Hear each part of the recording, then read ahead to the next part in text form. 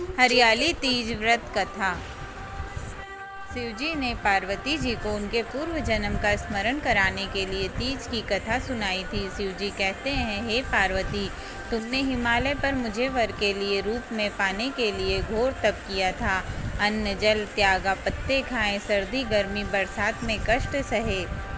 तुम्हारे पिता दुखी थे। नारद जी तुम्हारे घर पधारे और कहा, मैं विष्णु जी के भेजने पर आया हूँ।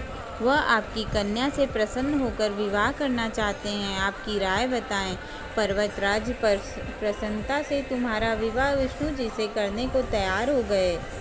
नारद जी ने विष्णु जी को यह शुभ समाचार सुना दिया, पर जब तुम्हें पता चला तो बड़ा दुख हुआ। तुम मुझे मन से अपना पति मान चुकी थी। तुमने अपने मन की बात सहेली को बताई।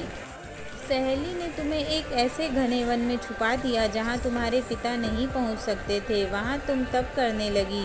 तुम्हारे लुप्त होने से पिता चिंतित होकर सोचने लगे कि यदि इस बीच विष्णु जी बारात लेकर आ गए तो क्या होगा। शिवजी ने आगे पार्वती जी से कहा, तुम्हारे पिता ने तुम्हारी खोज में धरती पाताल एक कर दिया, पर तुम न मिली। तुम गुफा में रेत से शिवलिंग बनाकर मेरी आराधना में लीन थी।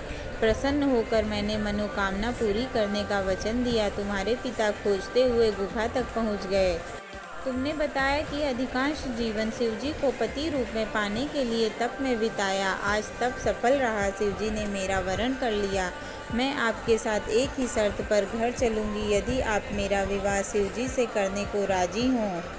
पर्वतराज मान गए। बाद में विधि विधान के साथ हमारा विवाह किया। हे पार्वती, तुमने जो कठोर व्रत किया था उसी के फलस्वरूप हमारा विवाह हो सका। इस व्रत को निष्ठा से करने वाली स्त्री को मैं मनोवांछित फल देता हूँ। उसे तुम जैसा अचल सुहाग का वरदान प्राप्त हो।